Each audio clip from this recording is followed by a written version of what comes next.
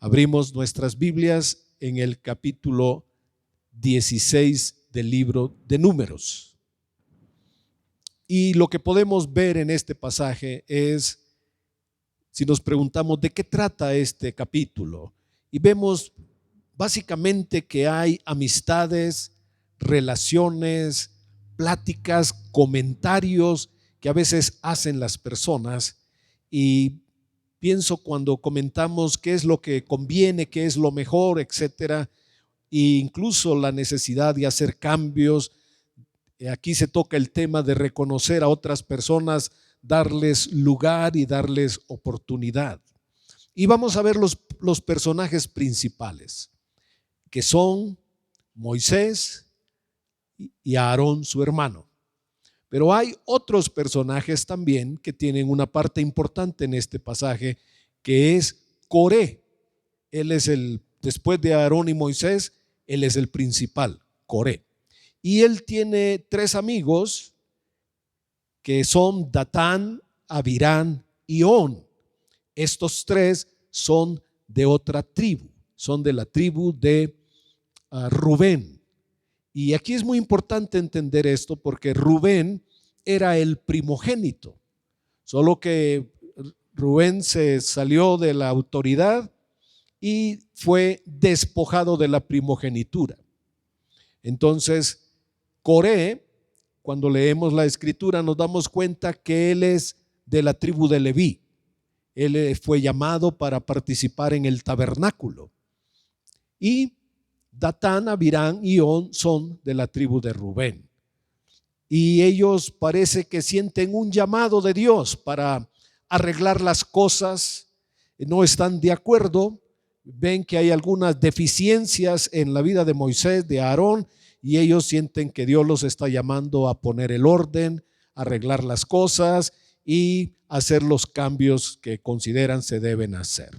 Y vamos a ver, empezando en el versículo 1, pues los nombra, pero el versículo 2 nos enseña la actitud que traían estas personas. Ellos no venían a platicar con Moisés. Dice el versículo 2, y se levantaron contra Moisés. Estas personas tenían el interés de remover a Moisés y a Aarón. No venían a un diálogo, no venían para una plática y decir hay algunas cosas que se deben resolver. En realidad ellos ya traían una actitud en contra de Moisés y Aarón. Por eso dice en el verso 2, se levantaron contra Moisés. Se recuerdan, tenemos cuatro personas, Coré, Datán, Abirán y On. Y ahora dice que habían hecho una labor para inyectar estas ideas en el corazón de 250 personas. No venían solos. Cuando alguien está planeando algo, en realidad no lo hace solito, sino que trata de inyectar esto en el corazón de otras personas. Así que invitaron ellos a 250 varones de los hijos de Israel. Y la Biblia menciona tres cosas de ellos. Dice que eran príncipes. No eran personas comunes y corrientes, no eran del pueblo, sino que eran personas con una influencia en el pueblo. Dice que eran príncipes de la congregación, eran miembros de los del consejo y todavía dice varones de renombre. Así que aquí el Señor nos muestra tres cosas de estos 250 varones, que eran príncipes, varones de consejo y de renombre. Y otra vez el verso 3 nos dice, y se juntaron contra Moisés y le dijeron, basta ya de vosotros. ¿Alguna vez ustedes han usado esta palabra, basta? ¿La han dicho alguna vez? Basta es cuando uno quiere poner un alto, ¿verdad? Uno dice, basta. Alguien tiene una mala actitud.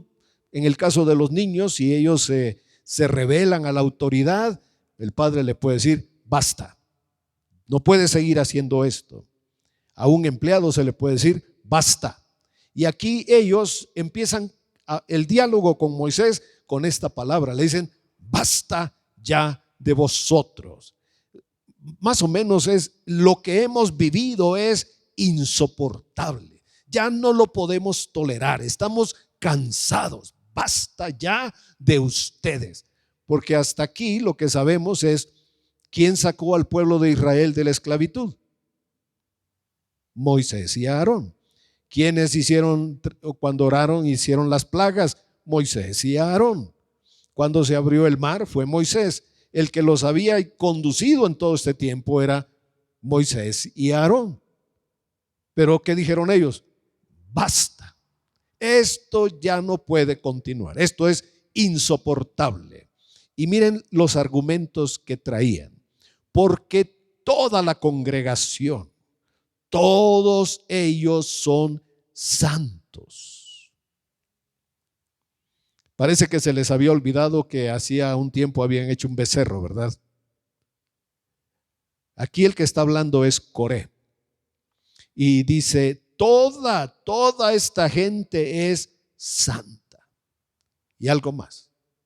Y no solo eso, Dios está en medio de ellos. Y ahora hacen la pregunta, ¿por qué pues os levantáis vosotros sobre la congregación de Jehová? Y cuando Moisés ve esto, lo que él hace es que se postra delante del Señor.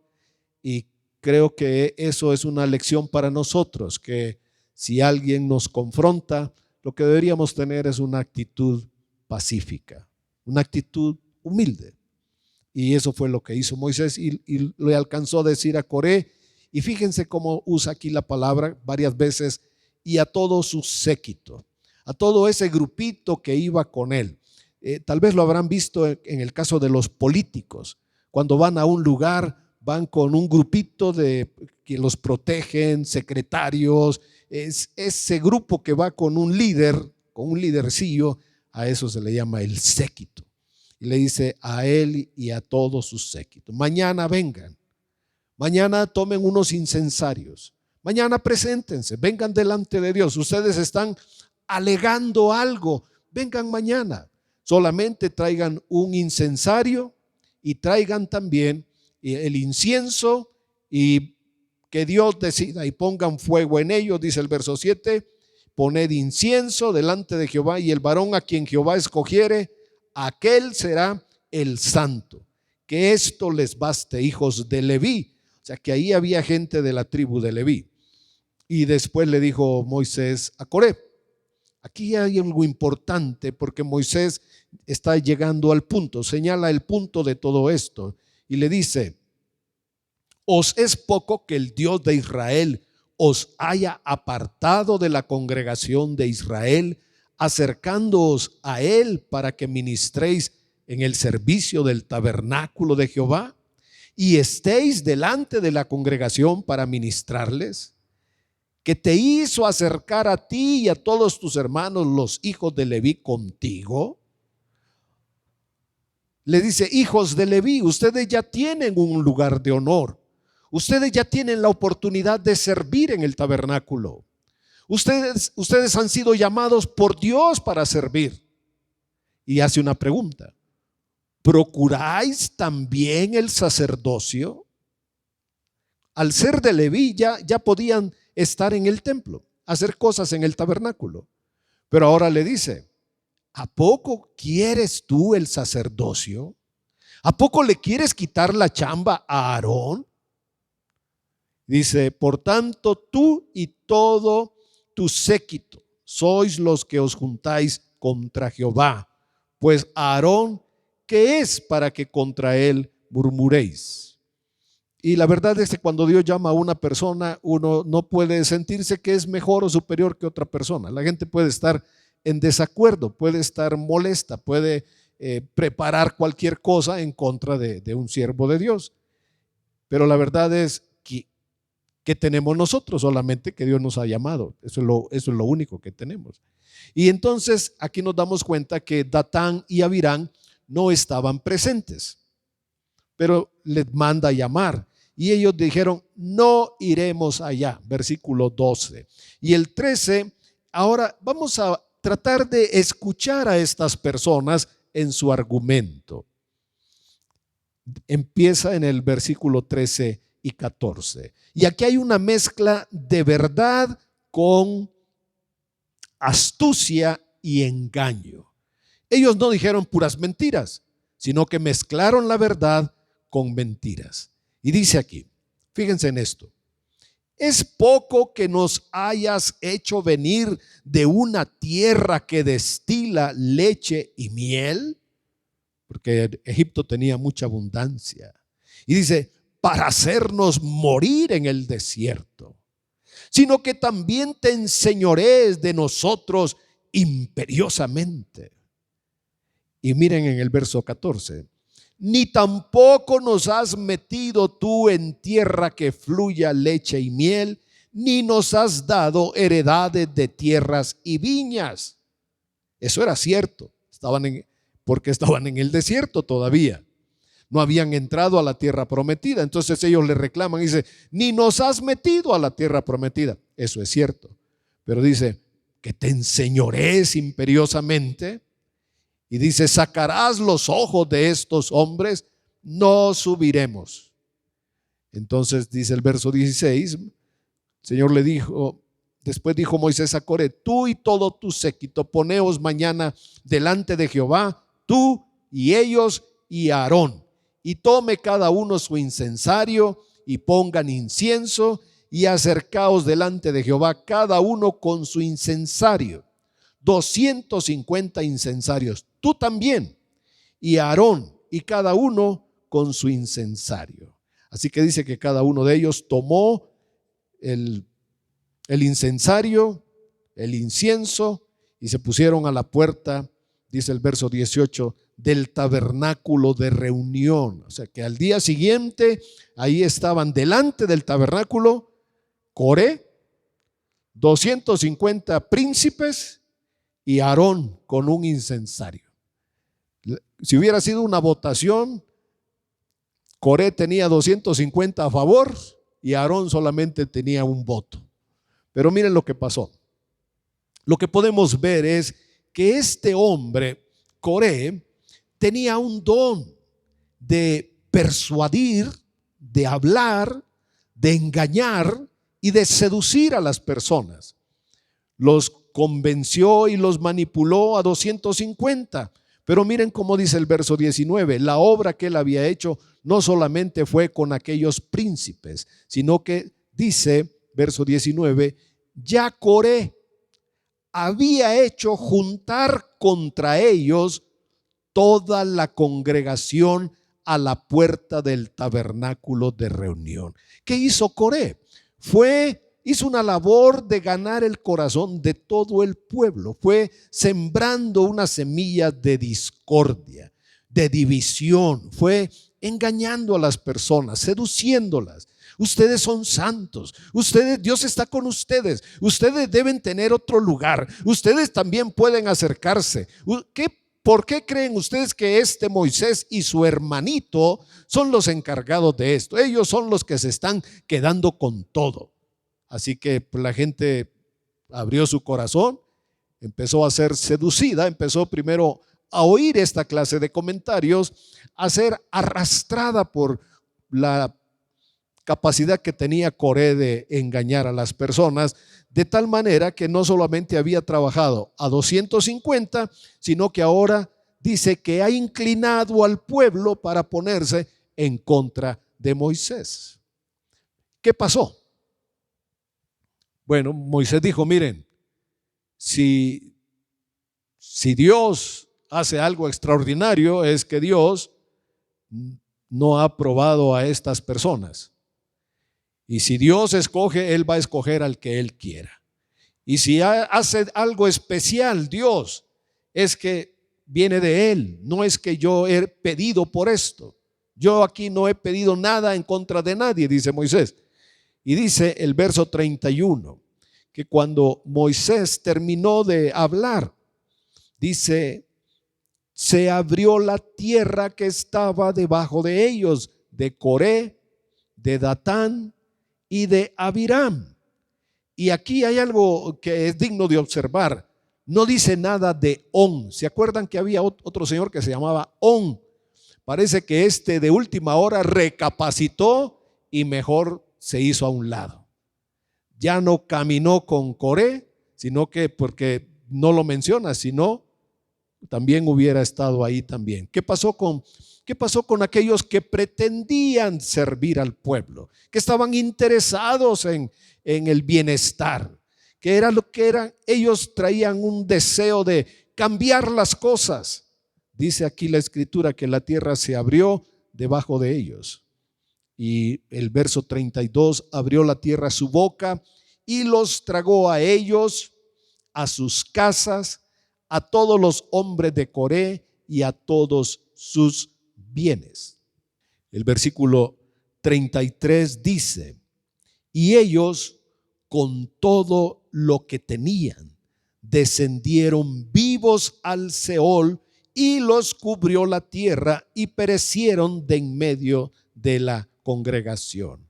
Aquí Dios interviene directamente contra los líderes de esta revuelta, de esta rebelión. ¿Qué pasó con los príncipes? Con aquellos hombres de renombre, aquellos líderes de Israel, futuros líderes, hombres de consejo, hombres que hubieran aportado edificación y bendición al pueblo. El verso 35 dice que también, ¿qué? También, ¿qué? Salió fuego de delante de Jehová y consumió a los 250 hombres que ofrecían el incienso. De esta manera Dios demuestra que desaprobaba la revolución de aquellas personas, la rebelión, el espíritu con que venían a la presencia de Dios. Ellos querían quitar a Moisés y a Aarón, hacerlos a un lado, imponerse ellos. Y uno puede entender que como Coré era de la tribu de Leví, él pensó que podía aspirar a ocupar el sacerdocio. Pero en realidad el sacerdocio estaba empezando con Aarón y con sus hijos. El primogénito de Aarón iba a ocupar el lugar de sumo sacerdote después. Y el primogénito de ese sumo sacerdote iba a ser el siguiente sumo sacerdote. El sacerdocio iba a venir después de Aarón en cada uno de los hijos que fueran primogénitos. Y lo que pasó aquí ahora con estos 250 hombres es que fueron consumidos. Dice que el fuego consumió a los 250 hombres. Ahora, aquellos incensarios que ellos traían fueron recuperados. Y aquí uno dirá, bueno, ¿por qué Dios tiene cuidado de esos incensarios? Me imagino que ustedes los habrán visto, los conocen. Los incensarios son como una copa que cuelga y que la mueven, y al poner el incienso y fuego, pues el humo, bueno, sí, el humo sale y se presenta. Pues a veces se usa en tradiciones o en la iglesia o en las plazas, se quema el incienso. Pero esos incensarios habían sido dedicados para el Señor y el Señor pide que se recuperen. Dice en el verso 37, di a Eleazar, hijo del sacerdote Aarón, que tome los incensarios de en medio del incendio y derrame más allá el fuego, porque son santificados. Los incensarios de estos que pecaron contra sus almas. Haber pretendido acercarse a Dios cuando Dios no los había llamado para eso. Querer ocupar un lugar que Dios no les estaba dando. No sabían ellos que estaban pecando contra sus almas.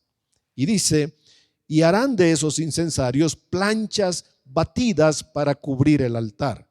Por cuanto ofrecieron con ellos delante de Jehová, son santificados y serán como una señal a los hijos de Israel. Dice el verso 40, una señal en recuerdo para los hijos de Israel de que ningún extraño que no sea de la descendencia de Aarón se acerque para ofrecer incienso delante de Jehová, para que no sea como Coré y como su séquito, según se lo dijo Jehová por medio de Moisés.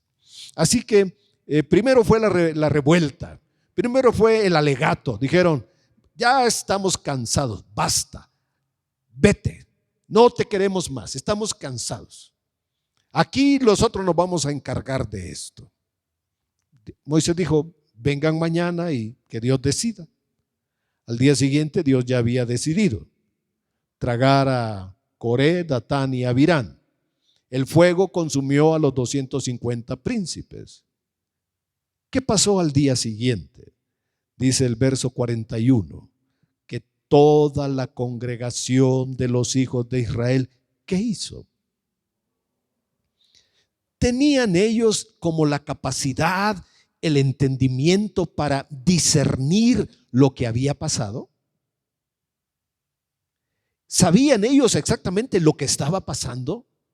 Parece que no, porque lo que ellos murmuraron y le reclamaron a Moisés y a Aarón, dice, ustedes le han dado muerte al pueblo de Jehová. ¿Cómo es que estas personas no pueden darse cuenta que es la mano de Dios la que ha hecho todas esas cosas? Que fue Dios que abrió la tierra y que fue el fuego de Dios que consumió a esas personas. Fue Dios, no fue Moisés. Pero ¿qué dicen ellos? Ustedes le han dado muerte al pueblo de Jehová. Y lo que podemos ver en esas palabras es que la influencia y la contaminación de Coré todavía estaba en el pueblo del Señor. Ellos no podían ver a Dios, estaban cegados por la obra de Coré. El pueblo, fíjense, el pueblo estaba bajo la influencia del enemigo para resistir a Moisés y a Aarón, a los que Dios había puesto. Y aquí una cosa para observar, hermanos. Coré ya no estaba. El día anterior la tierra se lo tragó. Pero lo que ellos tenían ahora era la influencia del mismo espíritu que engañó a Coré. El pueblo estaba seducido, engañado por la obra que Coré había hecho. Coré ya no está, pero ellos siguen pensando bajo la influencia de Coré. Y dice el verso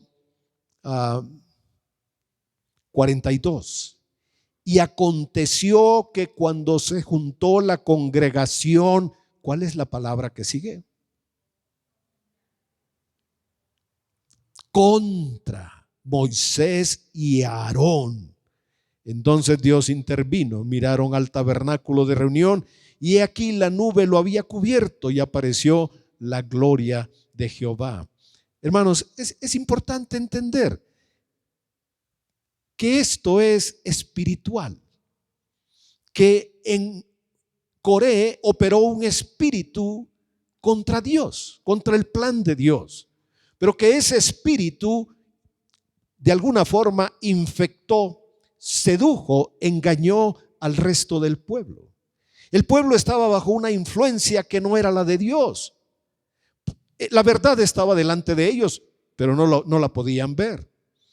Tenían en su mente y en su corazón estar en contra de Moisés. Las palabras que están es porque tienen una razón. Al día siguiente dice, se juntó la congregación, pero no se juntó para platicar, para dialogar, para hablar con Moisés. ¿Y ahora qué hacemos? Dice que se juntaron en contra. La actitud de ellos era contra Moisés y Aarón. Y lo que ocurre entonces, y casi siempre es así, se puede decir, Dios mandó una plaga para el pueblo. Y dice que Moisés le dijo a Aarón en el verso 46, toma el incensario y pon en él fuego del altar y sobre él pon incienso y ve pronto a la congregación y haz expiación por ellos, pide perdón por ellos porque el furor ha salido de la presencia de Jehová, la mortandad ha comenzado.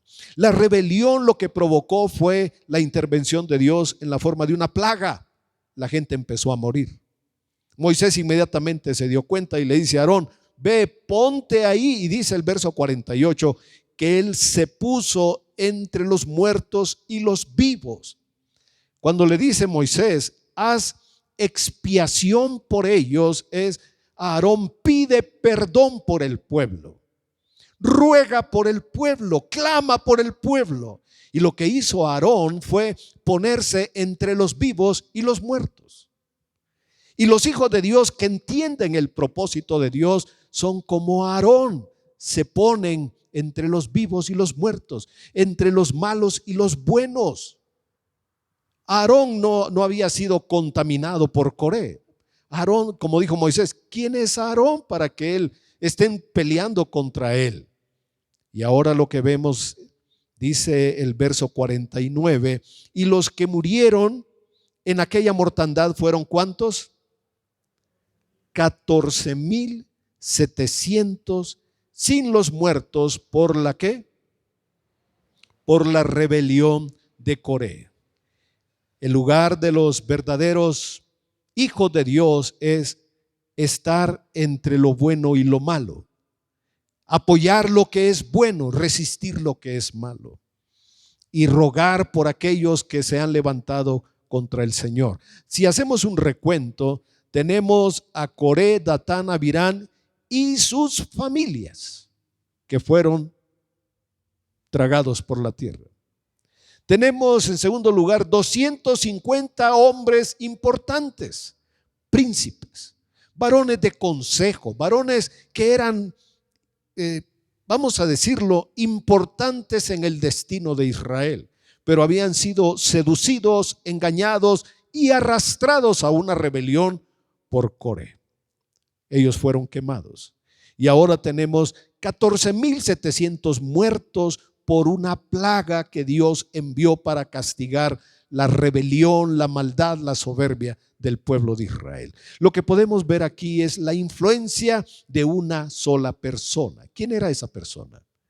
¿Quién es la mente maestra en este pasaje? ¿Quién? Coré. Y quisiera hacerles una pregunta. Y les voy a pedir que tomen unos segunditos para que la puedan pensar y después puedan responder. ¿Cuál creen ustedes que es el pecado en este pasaje? ¿Cuál es vamos a decirlo así, ¿verdad? ¿Cuál es lo peor que ocurre en este pasaje? Y me gustaría, piénselo por un momento y anótelo en su libreta. Si ustedes tienen una libreta, anótelo. ¿Cuál cree usted que es el pecado de este evento? Usted lo va a anotar y para asegurarnos, quisiera que se lo pudiera comentar a alguien. Si lo están viendo por medio de YouTube, les pediría que hagan la pausa y comenten por un momento cuál consideran ustedes que es el principal pecado de este capítulo 16.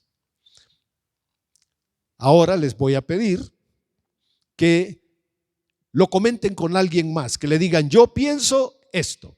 Por favor, pueden hacerlo. Dígale a alguien, yo pienso esto.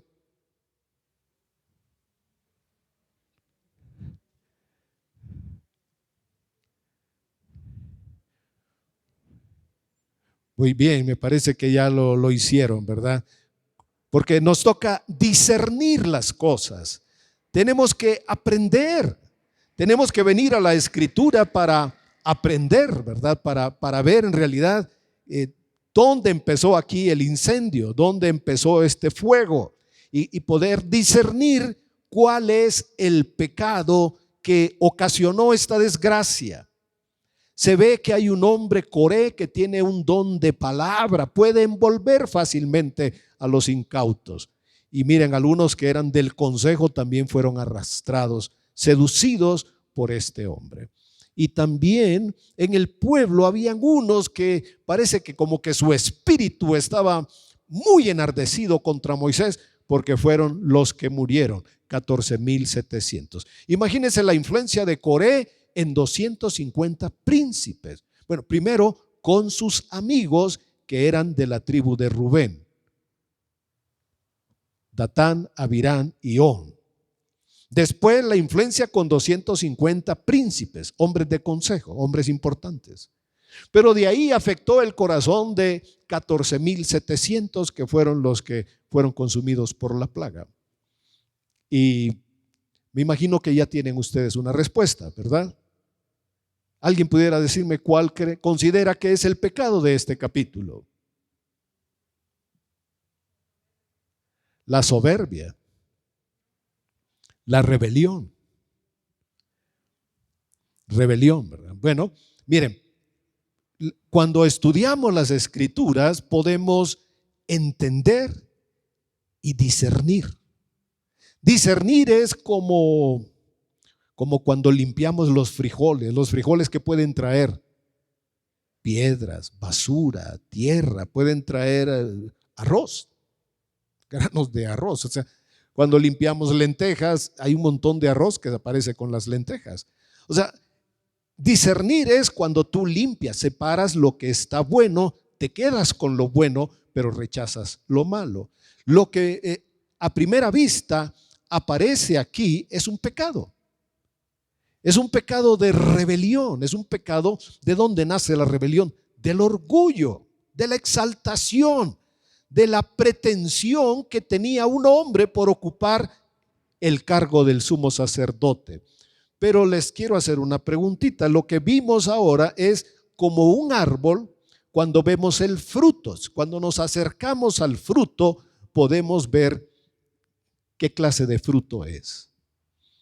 Un naranjo, el naranjo y el limón se parecen cuando están formándose los limoncitos.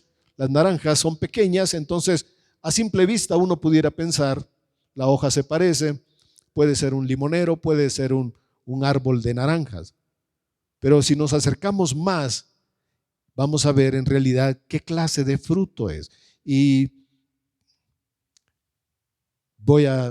espero que podamos ir un poquito más a fondo en esta historia y vamos a encontrar la raíz del pecado. Lo que ustedes hayan puesto, me imagino que es correcto. Si ustedes pusieron el pecado notorio aquí, es la rebelión, y es correcto. La soberbia, sí, la soberbia da como fruto la rebelión, pero les quiero enseñar en las Escrituras que hay un pecado sutil que no aparece aquí. Hay algo que pasa desapercibido, como que no se ve, pero esa fue la verdadera raíz de toda esta desgracia.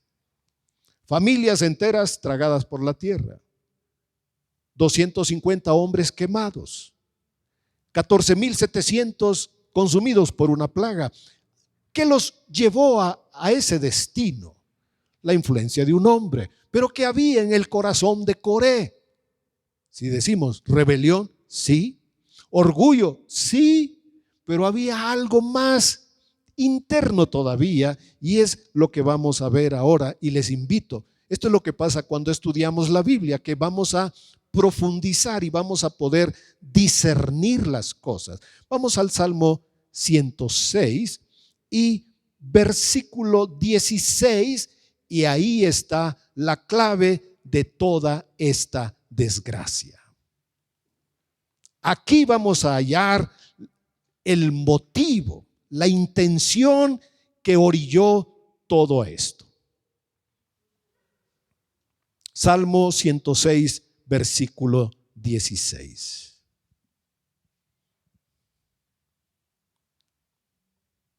¿Ya la encontraron? ¿Qué dice? ¿Tuvieron qué? ¿Tuvieron qué? Envidia. ¿Qué fue lo que detonó todo este movimiento? ¿Qué había en el corazón de Coré? ¿Orgullo? Sí. ¿Soberbia? Sí. ¿Quería quitar la chamba? Sí. Pero ¿qué había en lo profundo de su corazón? Había envidia. El Salmo como que nos revela. Aquí el Espíritu Santo, a través de esta escritura, nos dice exactamente cuál fue la raíz de todo este problema. Todo lo que se desencadenó fue por una aparente, imperceptible emoción que había en el corazón de Coré. ¿Qué se anidó en el corazón de Coré? La envidia.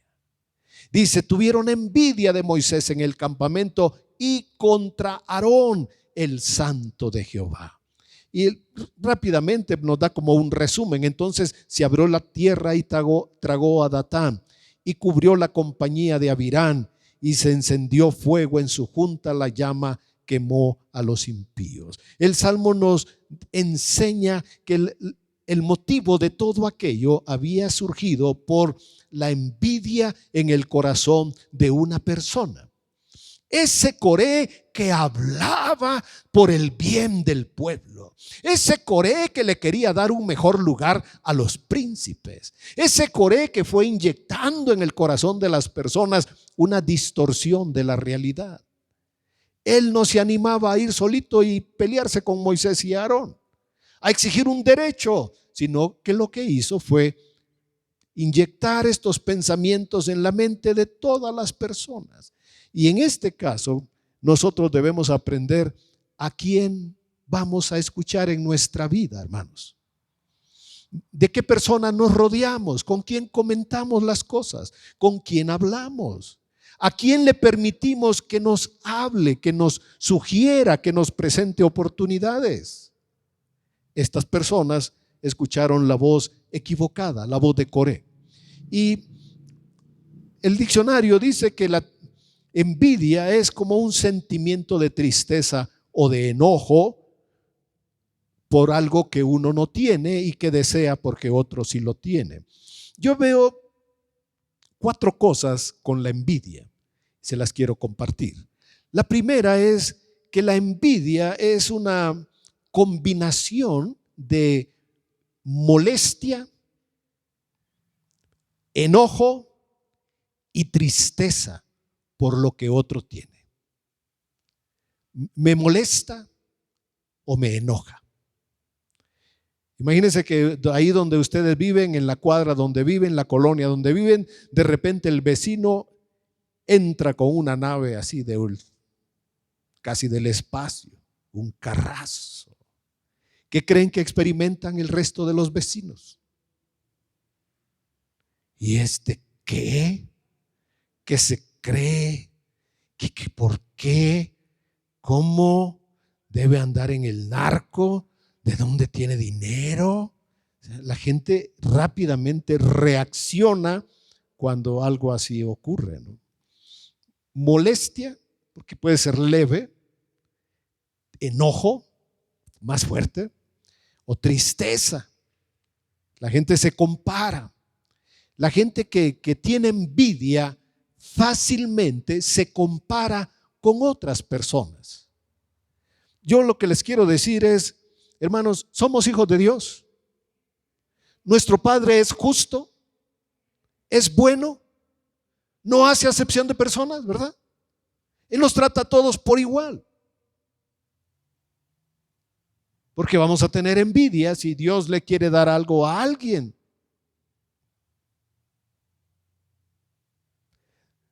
Creo que uno de los remedios contra la envidia es alegrarnos en el bien de otras personas. Cuando son bendecidos, en lugar de compararnos o de preguntarnos por qué yo no, deberíamos alegrarnos y dar gracias a Dios y decir, Señor, gracias porque los has bendecido. Gracias. Ahora, la segunda cosa sobre la envidia es que es un sentimiento sutil. La envidia es algo sutil, casi imperceptible, de injusticia. Es un sentimiento de injusticia. Es una forma de pensar como decir, ¿verdad? Esa niña tiene un cabello tan bonito, ¿por qué Dios no me lo dio a mí? Las personas que tienen envidia creen que no es justo. Es algo así, no es tan elaborado como yo lo estoy presentando, pero es como un sentimiento pero esa persona ni lo merece. Y entonces viene este pensamiento: no es justo que le den, que tenga tantos dones. No es justo que le vaya tan bien en la vida. No es justo porque yo veo que ni problemas tiene y yo todo el tiempo. Aquí podemos recordar a Asaf en el Salmo 73, donde él dice, si quieren solo anótenlo, él dice: tuve envidia de los arrogantes, que les va bien, que prosperan, que los ojos se les saltan de gordura, que no sufren y les va bien. Tuve envidia de los arrogantes. O sea, no es justo. Y yo pensé, dice él, no es justo que a mí me vaya tan duro, tan difícil todo el tiempo y a ellos les va bien. ¿Por qué? Y aquí entonces pasa algo que hay que tener mucho cuidado. En ese sentimiento de justicia, uno percibe que yo sí lo merezco. La tercera cosa de la envidia es: yo sí lo merezco. ¿Se recuerdan que apareció un cuaderno de la esposa del gobernador allá de Veracruz, que hicieron tanto robo, tanto daño? Y como niña de primaria escribía en su cuaderno: yo merezco la riqueza. Como cualquier ser humano, pues merece tener buenas oportunidades de vida, pero eso no le daba derecho para robar, pagar medicamentos carísimos y darle agua a niños con cáncer, para robar todo ese dinero. Lo que hace la envidia es pensar: yo merezco, eso yo lo debería tener, ese es el carro que yo quisiera manejar. Entonces las personas están muy descontentas y en el fondo esto creo que causa un problema con Dios, porque las personas piensan, esto es muy en el fondo, muy inconscientemente: Dios es injusto porque le ha dado a otros y no me ha dado a mí. Ellos no lo merecen, yo sí lo merezco. Hay personas que dicen: si yo no voy a ser feliz, le dicen a la pareja, están peleados y le dicen: me voy a encargar toda la vida de hacerte infeliz. Esa envidia es la molestia, el enojo o la tristeza por el bien que otros tienen y que uno siente que no tiene. Así que voy a decir 2 versículos que nos pueden ayudar a entender que la envidia, hermanos, es como un veneno. En el libro de Job, capítulo 5 y el versículo 2, dice: es cierto que al necio lo mata la ira y al codicioso lo consume la envidia. La envidia es como un veneno, estoy diciendo, y ese veneno se anida en el corazón. Ese veneno consume a la persona. ¿Saben qué es cuando se consume? Es algo que no crece, no prospera, no se desarrolla. Es como cuando en las plantas hay un gusano en la raíz. La planta tiene en su naturaleza crecer, dar flores, desarrollar algo hermoso.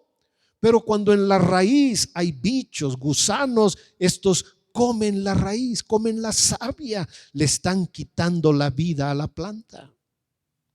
La planta quiere crecer, quiere madurar, quiere dar fruto o flores. Los bichos están consumiéndola. Lo que dice aquí es: consume, la envidia consume.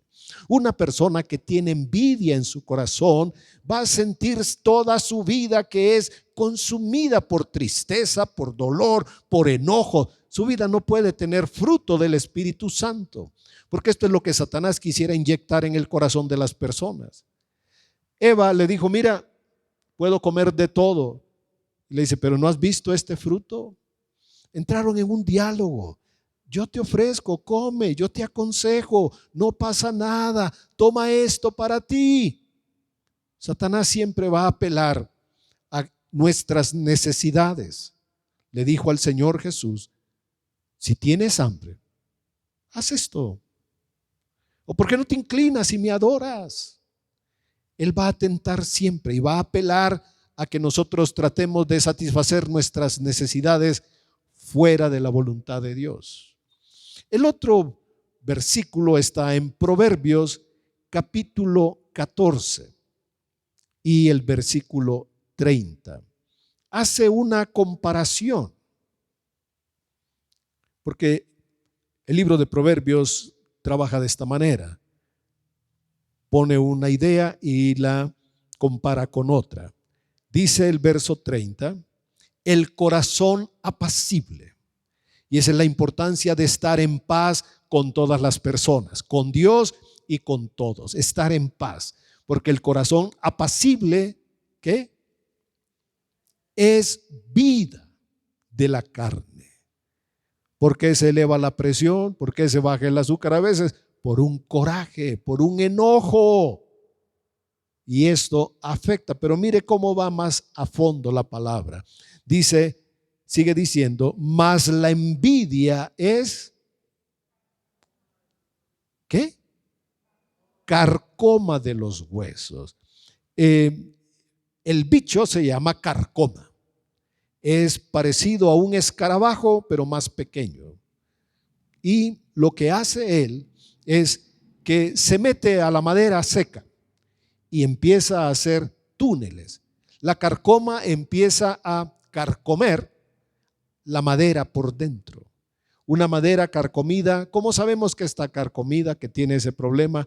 Porque le aparecen unos pequeños agujeritos. En esos agujeros quiere decir que fue penetrado por este animalito que se llama carcoma. Y también cuando empieza a caer abundantemente el desecho de la madera, que él se la va comiendo, a eso también se le llama carcoma. ¿Y qué es lo que hace la envidia? Nos dice Proverbios. Carcome, es carcoma de los huesos. Indudablemente, la envidia puede afectar nuestros huesos. Podemos tener dolores, molestias que pudieran ser a veces, y el más común cuando se trata de los huesos es la falta de perdón, pero también la envidia puede afectar los huesos. Y otra cosa más, cuando son afectados los huesos, es que las células blancas, los glóbulos blancos, se producen en los huesos y eso afecta nuestro sistema defensivo, inmunológico. Entonces podemos decir, la envidia es como un animal, un parásito alojado en el corazón que consume lo bueno, consume lo que Dios les ha dado. Porque les voy a decir honestamente, la envidia es insaciable. La envidia no se va a detener. Si una persona dice, quiero esto, después va a decir, pero quiero aquello también. Y quiero esto otro, y quiero otro, y quiero otro. Hay personas que se encargan de controlar la entrada económica del hogar para decir, y ahora voy a querer esto. Y el próximo mes voy a querer esto. Y también quiero esto. Y me cumples, y me haces, y me dices, y me compras. Porque como que la envidia, ¿verdad? Es un engaño que nos hace creer que vamos a ser felices teniendo lo que otros tienen. En realidad, una persona que tiene al Señor es feliz. Lo voy a repetir. Una persona que tiene al Señor es una persona feliz. El que no tiene al Señor, aunque tenga muchas cosas, es infeliz. Los pobres que tienen al Señor son como ricos y los ricos que no tienen al Señor son como pobres. El pobre que disfruta lo que tiene es feliz. Y el rico que tiene y no lo disfruta, tiene una casa, tiene muebles, tiene 2, 3 refrigeradores, tiene para pasear, tiene para gastar y no es feliz. Porque hay algo que no se puede saciar en su corazón. Creo que la envidia nos impide, nos estorba para disfrutar la bendición del Señor. ¿De dónde viene la envidia, hermanos? Marcos capítulo 7 nos responde de dónde viene. Dice el capítulo 7, verso 21, porque de dentro del corazón del corazón de los hombres salen los malos pensamientos, los adulterios, las fornicaciones, los homicidios, los hurtos, las avaricias, las maldades, el engaño, la lascivia y ¿qué más? Y la envidia. La envidia está en el nivel del homicidio, del hurto, de la maldad, del engaño, la maledicencia, la soberbia, la insensatez. Dice, todas estas maldades, dice el Señor, de dentro salen y contaminan al hombre. La envidia está en el mismo nivel del adulterio, fornicación, homicidio, robo, avaricia, maldad, engaño, lascivia. Y dice el 23, todas estas maldades, que así lo considera el Señor como una grave maldad, salen de dentro y contaminan al hombre. Por eso nosotros, cuando venimos al Señor, lo que Dios quiere hacer primero es cambiar nuestro corazón. En Gálatas, cuando habla de las obras de la carne antes del fruto del Espíritu, el libro de Gálatas 5:19 del 20 al 21, dice, y manifiestas son las obras de la carne, versículo 19, que son adulterio, fornicación, inmundicia, lascivia, idolatría, hechicerías, enemistades, pleitos, celos, iras, contiendas, disensiones, herejías, envidias, homicidios, borracheras. Está en el mismo nivel de la hechicería. Ninguno dirá, pastor, yo no voy a ser hechicero, yo no voy con los brujos. Pero si tengo envidia es exactamente lo mismo. Acerca, dice el verso 21, acerca de las cuales de estas cosas os amonesto, como ya os lo he dicho antes, que los que practican tales cosas, ¿qué? No heredarán, no heredarán. ¿Así dice su Biblia? No heredarán el reino de Dios. Bueno, ¿creen que la envidia es algo noble? Las personas dicen, es envidia, pero de la buena. No alcanzo a comprender esa clase de pensamientos. La envidia es el anhelar lo que otro tiene, lo que Dios le ha dado a otras personas, no es bueno. Es algo que atenta contra Dios y Dios lo considera una maldad. Tan grave la maldad como la hechicería, como la brujería, como el homicidio, como el robo, como el secuestro. Es lo mismo, la envidia es exactamente lo mismo. Creo que deberíamos aprender que lo que mueve a las personas a veces no es solamente el orgullo, la rebelión, la maldad, sino la envidia. Y solamente voy a recordar, ya tenemos la historia de Coré, las consecuencias de la envidia en el corazón de Coré, y vamos a Hechos 3 pasajes más para que terminemos. En Hechos 7:9 nos da una explicación breve sobre la historia de José.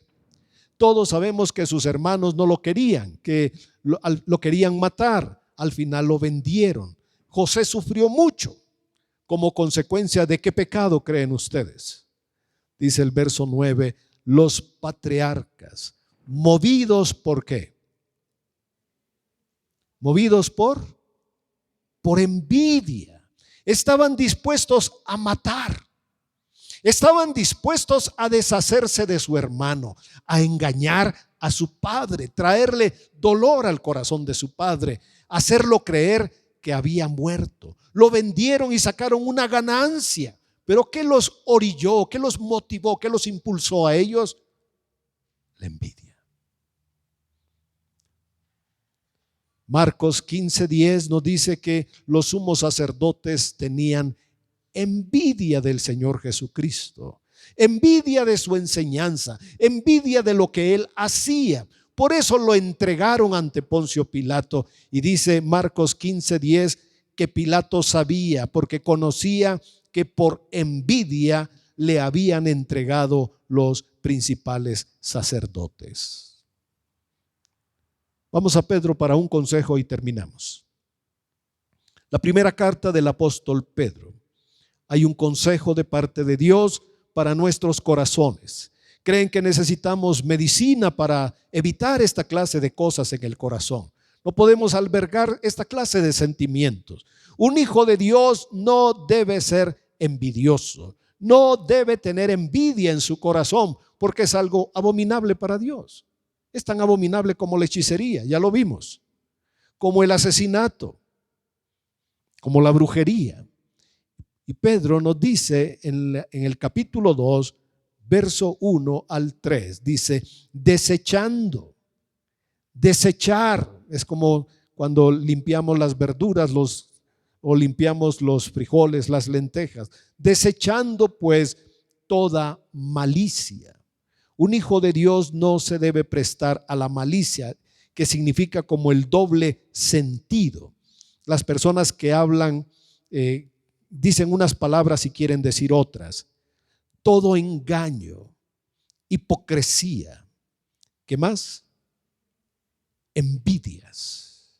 Desechemos las envidias, dice Pedro. Y el versículo 2, deseemos como niños. Número 1, desechemos envidia, hipocresía, engaño, detracciones. Son usar las palabras para herir, para lastimar, la malicia. Desechemos eso y deseemos como niños recién nacidos. Debemos tener un anhelo de alimentarnos con la palabra de Dios para crecer. Las personas que no se alimentan de la palabra, que no alimentan su espíritu, que no oran, no leen, no meditan, no toman en serio la vida cristiana, fácilmente albergan en su corazón esta clase de sentimientos, emociones, actitudes. Por eso dice el apóstol, desechando. Un hijo de Dios debe desechar y debe desear. ¿Qué es lo que debemos anhelar, desear con todo el corazón? El alimento de la palabra de Dios. Debemos anhelar que todo nuestro ser se alimente con la palabra.